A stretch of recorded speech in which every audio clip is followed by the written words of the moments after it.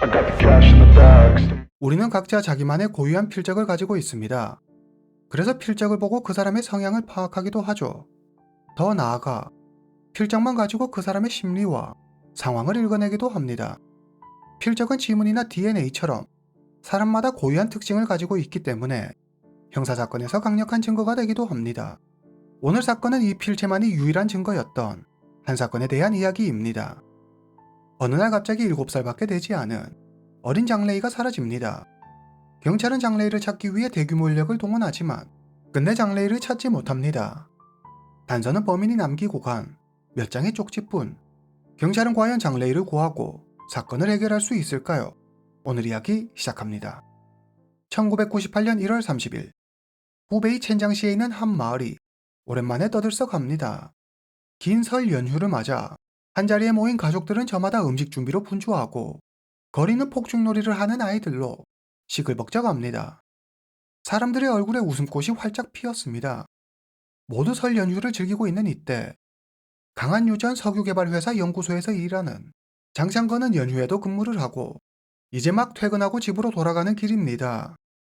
다들 가족과 시간을 보내고 있을 이때 혼자 집에서 엄마, 아빠를 기다리고 있을 어린 아들 장래의 생각에 장창건은 발걸음을 재촉합니다.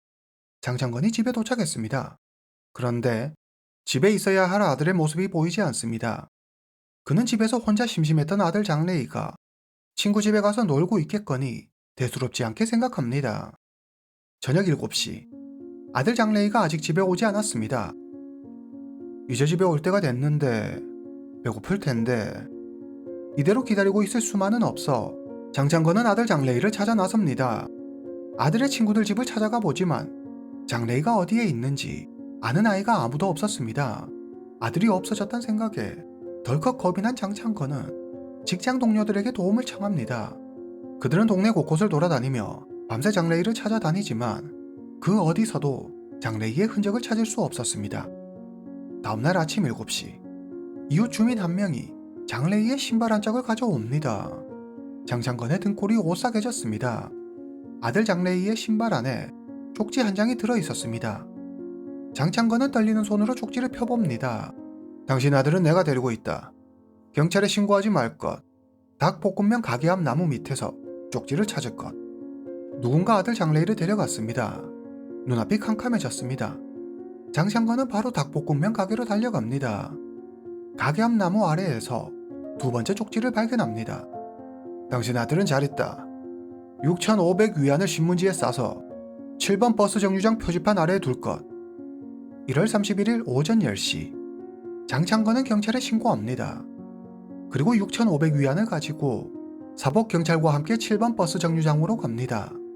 장창건은 가지고 온 돈을 신문지에 잘 싸서 범인이 말한 장소에 둡니다. 하지만 범인은 날이 어두워질 때까지 나타나지 않습니다. 경찰은 먼저 장창건을 집으로 돌려보내고 7번 버스 정류장 주변에 잠복합니다. 하지만 수상한 사람의 그림자도 나타나지 않았습니다. 장창건이 집으로 돌아오고 얼마 뒤 그의 집 전화벨이 울립니다. 수화기 너머로 낯선 남성의 목소리가 들립니다. 내일 다시 돈을 가지고 7번 버스 정류장에서 쪽지를 찾아. 경찰은 7번 버스 정류장 근처에 수사 인력을 늘립니다. 경찰은 범인이 쪽지를 놓고 가는 순간을 놓치지 않기 위해 촉각을 곤두세우고 기다립니다. 그러나 이튿날이 되어도 범인은 나타나지 않았습니다. 날이 밝고 장창건은 7번 버스 정류장 부근에서 세 번째 쪽지를 발견합니다. 같이 있는 사람들은 가는 게 좋을 거야. 장래인은 샤시에 있다. 우리가 시키는 대로 하면 아들을 만날 수 있어. 이 쪽지를 가지고 상량 1중학교로 갈 것. 우리가 지켜보고 있다. 사건 담당 경찰관인 서 과장은 마치 자신이 귀신에 홀린 것만 같았습니다. 이렇게 많은 경찰이 개미 한 마리라도 놓칠세라 철통같이 감시하고 있었는데 도대체 범인이 언제 와서 이 쪽지를 두고 간 건지 알 수가 없었습니다. 서 과장은 경찰 내부에 범인을 돕는 조력자가 있다고 판단합니다. 그렇지 않고서는 이 상황을 도저히 설명할 수 없었기 때문이죠. 게다가 같이 있는 사람의 존재를 언급한 걸로 보아 범인은 경찰의 존재를 눈치챈 듯 보였습니다. 더 조심히 움직여야만 했습니다. 그는 믿을 만한 부하 직원 2명을 데리고 장래이의 아버지 장장관과 함께 상량일 중학교로 갑니다. 그리고 그곳에서 네 번째 쪽지를 발견합니다. 6,500위안은 잘 가지고 왔나? 돈을 신문지로 잘 감쌀 것. 디자인실 입구에서 차를 타고 샤시형 매표소로 갈 것. 거기에 가면 쪽지를 들고 있는 사람을 만날 수 있을 거야. 그리고 마지막에 이런 말이 쓰여 있었습니다. 조심해. 우리는 모레 광주로 떠나. 그러면 당신은 아들을 영영 만날 수 없겠지. 감히 경찰에 신고하다니. 아들 목숨보다 돈이 더 소중한가 보군. 범인은 경찰의 존재를 확실히 알고 있었습니다. 범인은 장창건이 자기 말을 따르지 않고 경찰의 신고에 화가 난 듯 보였습니다. 장래희의 안전을 장담할 수 없었습니다. 빨리 범인을 찾아야만 합니다. 장창건과 경찰은 범인이 시키는 대로 샤시역으로 갑니다. 그러나 아무리 기다려도 범인이 말한 쪽지를 가진 사람은 나타나지 않았습니다. 이후 며칠 동안 장창건은 첸장시, 샤시 등 범인이 시키는 대로 여기저기 끌려다니지만 범인은 끝까지 모습을 드러내지 않습니다. 심지어 돈도 가지고 가지 않았죠. 이렇다는 건 범인의 목적이 돈은 아닌 것으로 보입니다. 그는 수사에 혼란을 주고 장창건과 경찰을 자기 마음대로 조종하는 이 상황을 즐기는 듯 했습니다. 그러다 장창건과 경찰은 섬뜩한 내용이 담긴 쪽지 한 장을 발견합니다. 돈을 1,000위안 더 올린다. 그럼 장래희의 시체가 있는 곳을 알려주지. 그동안 아들을 찾아야 한다는 마음 하나로 버티던 장창건의 굳은 마음이 그대로 무너져 내립니다. 그는 절규합니다. 잠시 후 범인으로부터 전화가 옵니다.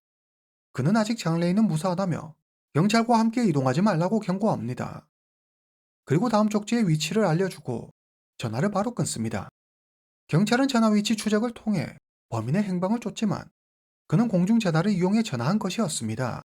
불행히도 1998년에는 지금처럼 CCTV가 널리 보급되어 있지 않아 범인의 인상착이나 동선을 확인하기 어려웠습니다. 장창건은 범인이 지시한 장소로 가서 18번째 쪽지를 발견합니다. 다리를 건너 정자로 올 것. 거기에 쪽지가 있다. 장창건은 바로 정자로 달려가지만 쪽지는 없었습니다. 이번에도 범인은 끝내 나타나지 않았습니다.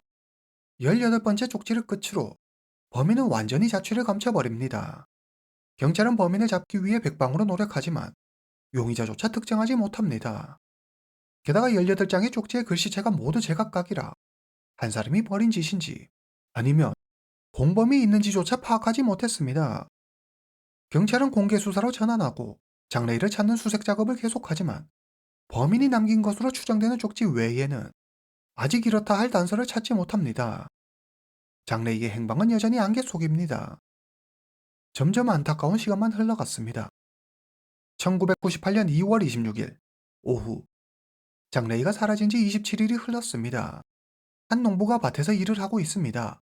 농부가 잠시 쉬고 있는데 배수관 안에 사람의 형체가 누워있는 게 보입니다.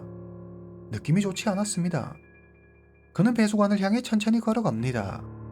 으아! 어린아이가 죽어 있었습니다. 놀란 그는 즉시 경찰에 신고합니다. 잠시 후 경찰이 현장에 도착하고 배수관에서 발견된 어린아이는 장창건의 7살 난 아들 장래희였습니다. 사인은 질식사였습니다. 경찰은 해당 사건을 살인사건으로 규정하고 수사에 총력을 기울입니다. 그들은 장래희의 가족과 주변 인물 등을 조사하지만 딱히 원한 관계에 있을 만한 사람도 사건을 해결할 만한 단서도 찾을 수 없었습니다. 경찰은 수사에 어려움을 겪습니다. 조그만 실마리라도 찾고자 쪽지를 발견한 곳을 중심으로 집중 수사를 벌이지만 유용한 증거는 나타나지 않았습니다. 수사는 더 이상 앞으로 나아가지 못하고 해당 사건은 장기 미제 사건으로 남게 됩니다. 8년 후 2006년 10월 24일 경찰은 미제 사건 전담팀을 꾸려 장래희 사건을 재수사하기로 결정합니다. 그러나 사건이 발생한 지 벌써 8년이라는 시간이 흘러 사건 현장도 많이 바뀌었습니다. 무엇보다 범인과 관련된 증거가 너무 부족했습니다. 담당 형사 정화는 이전 사건 기록을 꼼꼼히 살펴봅니다. 장창건 부부는 강한유전 석유개발회사 연구소 간부입니다. 집은 부유한 편이었죠. 부지런하고 성실한 장씨 부부에게 원한을 가질 만한 사람은 없어 보였습니다. 범인은 아들 장래희의 몸값으로 6,500위안, 우리 돈 118만 원을 요구했습니다. 범인이 요구하는 몸값이라고 하기에는 상당히 적은 액수입니다. 경찰은 범인이 피해자를 사전에 알고 치밀하게 범행을 계획한 것이 아니라 무작위로 범행 대상을 고른 것으로 추정합니다. 이전 사건 기록을 살펴보던 경찰은 범인이 남긴 것으로 추정되는 18장의 쪽지에 주목합니다. 경찰은 중국에서 제일 유명한 필적 전문가 오충이를 찾아갑니다. 그는 글씨체를 통해 범죄자의 성향, 감정, 의도 등을 파악해 사건을 해결하는 데 도움을 줍니다. 오충이는 종이에 적힌 글씨체를 분석합니다. 18장 쪽지의 글씨체가 모두 다 달랐습니다. 매장, 각기 다른 사람이 쓴 것 같았습니다. 오충이는 말합니다. 다른 사람이 쓴 것처럼 보이게 하려고 왼손으로 쓰거나 일부러 다르게 보이려고 노력한 흔적이 보이네요. 하지만 기본적으로 모든 글씨체와 구성이 비슷해요. 이건 한 사람이 쓴 겁니다. 그리고 오랜 기간 서예를 연마한 고등 교육을 받은 이가 작성한 것이라는 이야기도 덧붙입니다. 오충이는 특히 열이라는 글자가 매우 독특하다는 것을 발견합니다. 이것이 일반적으로 사람들이 쓰는 열자의 모양입니다. 하지만 범인은 열자를 매우 독특한 형태로 쓰고 있었습니다. 여기 가로로 쭉 이어진 부분이 보통 2선을 넘지 않습니다. 필적 전문가 오충의도 이런 글씨체는 처음 본다고 했습니다. 그는 범인이 직업적으로 열이라는 글자를 자주 그리고 많이 사용하는 것으로 추측된다고 했습니다. 담당 경찰 장관은 어떤 직업이 이 열이라는 글자를 많이 사용할까 생각합니다. 그는 교사나 학생이 아닐까 생각합니다. 그리고 쪽지가 지역 곳곳에서 발견되고 범인이 그 위치를 쉽고 간단하게 설명한 것으로 보아 범인은 이 지역에 대해 아주 잘 알고 있는 자일 것으로 추정됩니다. 범인이 다른 지역을 언급한 건 수사에 혼선을 주기 위한 얕은 깨로 보였죠. 정화는 지도를 펼쳐 18장의 쪽지가 발견된 지점을 표시합니다. 장래희가 살았던 첸장시와 장래희가 발견된 곳 부근에서 4장, 나머지 14장은 모두 상량 부근에서 발견됐습니다. 하지만 이 중간 지역에서는 한 장의 쪽지도 발견되지 않았습니다. 의도적으로 이 중간 지역을 피한 걸까? 그렇다면 여기에 범인이 살고 있다는 건가? 담당 경찰 장관은 쪽지가 발견되지 않은 중간 지역을 상세히 조사합니다. 그리고 이곳에 2개의 학교가 있다는 사실을 알게 됩니다. 강한석유대학교와 기술대학교가 있습니다. 이전 필적 감정을 통해 얻은 정보를 바탕으로 범인이 교사나 학생은 아닐까 의심하고 있던 정화는 범인이 이 2학교에 있을지도 모른다고 생각합니다. 정화는 부하 직원을 보내 2학교를 조사합니다. 얼마 지나지 않아 기술대학교를 조사하던 경찰이 중요한 단서를 찾아냅니다. 1988년 기술대학교에서 일하는 보안과 과장 화국헌은 집 신발장에서 수상한 쪽지 한 장을 발견합니다. 쪽지에는 이렇게 적혀 있었습니다. 1,000위안을 빌려주면 2달 뒤에 갚겠다. 만약 빌려주지 않으면 당신 가족은 큰일을 겪게 될 거야. 돈은 신문지에 잘 싸서 내일 오전 11시까지 상량버스터미널 화장실 문 앞에 둘 것. 돈은 사용 후 반드시 약속한 기한 내에 돌려줄 것임. 이 쪽지에 적힌 글씨체는 18장의 쪽지에 적힌 글씨체와 달랐습니다. 경찰은 다시 필적 전문가 오충이를 찾아갑니다. 필적 감정 결과 동일인이 작성한 것으로 확인됩니다. 경찰은 이 종이가 1988년 강한석유대학교에서 교직원들에게 나눠준 공책에서 나온 것이라는 사실을 밝혀냅니다. 경찰은 강한석유대학교 교직원 중 한 명이 범인이라고 추정합니다. 2007년 7월 26일 경찰과 필적 전문가 오충이는 강한석유대학교 교직원이 작성한 자료들을 모두 조사합니다. 오충이는 한 장 한 장 자료에 적힌 글씨체를 비교 분석합니다. 그러다 한 교직원이 작성한 이력서가 그의 시선을 끌었습니다. 오충이가 말합니다. 다른 자료는 더 이상 볼 필요 없어요. 이 사람이 범인입니다. 2007년 7월 27일 저녁 9시 경찰은 주요 용의자 배지군을 교직원 기숙사에서 체포합니다. 그는 자신은 모르는 일이라며 억울하다고 항변했습니다. 경찰은 18장의 쪽지를 꺼내 배지군에게 현장에서 똑같이 써보라고 시킵니다. 배지군은 다른 사람이 쓴 것처럼 보이려고 애를 썼지만 수년간 만들어진 습관은 그도 어쩔 수 없었습니다. 모두가 주목하고 있던 열자를 배지군이 종이에 적습니다. 18장의 쪽지에 적힌 열자와 같았습니다. 그가 범인임을 확실한 경찰은 강하게 배지군을 압박합니다. 결국 배지군은 자신의 범행을 인정하고 모든 범행을 자백합니다. 배지군, 1962년 출생. 그는 후베이성 감리현의 한 작은 마을에서 태어났습니다. 가정 형편이 매우 어려웠던 배지군은 열심히 공부합니다. 17살이 된 배지군은 강한 서교대학교 지질학과에 입학합니다. 우수한 성적으로 졸업한 그는 대학 강사가 됩니다. 안정적인 직업을 가진 배지군은 사랑하는 사람을 만나 결혼합니다. 남부럽지 않은 직장과 가정, 배지군은 너무 행복했습니다. 그는 행복한 미래를 꿈꿉니다. 하지만 가난했던 그의 가족은 그를 내버려 두지 않았습니다. 배지군의 가족들은 하루가 멀다고 배지군에게 돈을 요구했습니다. 부모님 용돈은 물론이고 동생의 대학교 학비와 생활비까지 책임져야 했습니다. 아내가 임신을 하지만 배지군은 가족에 대한 지원을 끊을 수 없었습니다. 아무리 열심히 일하고 아무리 열심히 아껴도 그의 형편은 날이 갈수록 어려워졌습니다. 가족에게 더 이상 지원은 힘들다고 솔직하게 이야기하고 현재 자신의 가정을 돌보는 데만 집중했으면 좋았으련만 혼자 힘으로 모든 걸 책임지기에 돈이 너무 부족했습니다. 배지군은 돈을 벌기 위해 올바르지 않은 길을 택합니다. 1988년 12월 18일, 배지군은 기술대학교에서 일하는 직원의 집에 돈을 요구하는 쪽지를 넣습니다. 그 집이 바로 기술대학교 보안과 과장 화국헌의 집입니다. 그가 돈을 받아내는 데는 성공하지 못했지만 경찰에는 잡히지 않았습니다. 그러자 배지군은 이 방법이 꽤 괜찮다고 생각합니다. 그리고 경험을 살려 다음 범행을 준비합니다. 1998년 1월 30일 오후 4시경, 배지군은 7번 버스 정류장 부근에서 놀고 있는 초등학생 4명을 발견합니다. 잠시 후 세 아이는 집으로 돌아가고 한 아이만 남아 놀고 있습니다. 배지군은 아이에게 다가가 살갑게 이야기를 나눕니다. 이 아이가 바로 장창건의 아들 7살 장래희입니다. 배지군은 장래희와 이야기하는 도중 그의 부모가 강한 석유 연구소 연구원이라는 사실을 알게 됩니다. 그러고 보니 장래희가 입고 있는 옷이 꽤 비싸 보였습니다. 그는 장래희를 유인해 다른 곳으로 데려갑니다. 그런데 이동하는 도중 실수로 장래희가 개천에 떨어집니다. 피투성이가 된 장래희의 모습을 본 배지군은 덜컥 겁이 났습니다.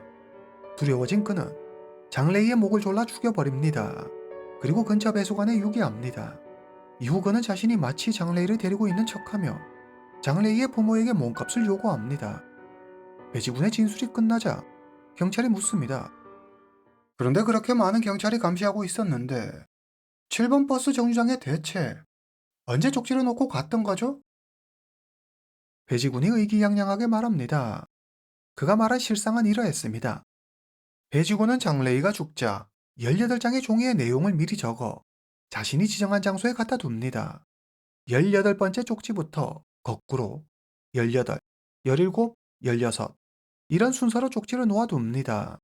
즉, 첫 번째 쪽지가 사실 그가 놓아둔 마지막 쪽지였던 셈입니다. 장창건이 경찰에 신고했다는 걸 눈치챈 배지군은 미리 놓아둔 쪽지들의 이용의 장소를 바꿔가며 경찰의 추적을 따돌리기 위해 노력하지만 경찰을 따돌릴 수 없었습니다. 자칫 경찰에 잡힐지도 모른다는 생각에 18번째 쪽지를 마지막으로 배지군은 모습을 감춰버립니다. 배지군이 미리 7번 버스 정류장 근처에 쪽지를 갖다 두었으니 경찰이 그를 찾을 수 없었던 겁니다. 드디어 사건의 모든 진실이 밝혀졌습니다. 2008년 4월 30일, 재판부는 배지군에게 사형을 선고합니다. 사건이 마무리되고 이후 안타까운 소식이 들려옵니다. 장창건 부부는 두 번째 아이를 가집니다. 아들 장래희를 잃은 아픈 기억 때문에 장창건 부부는 아이에게 매우 엄격했습니다. 친구를 만나지 못하게 하고 또 그 같은 사고가 날까봐 두려워 밖에도 나가지 못하게 했습니다.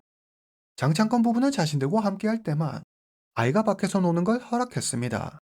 고등학교 3학년이 될 때까지 숨막히는 간섭과 통제는 계속됐습니다. 결국 아이는 심리적 압박을 이기지 못하고 우울증에 걸립니다. 그리고 고등학교 3학년 개학 전날 밤 아이는 스스로 목숨을 끊습니다. 안타깝게도 비극이 또다시 되풀이되고 말았습니다. 오늘 이야기는 여기까지입니다. 다음 시간에 뵙겠습니다.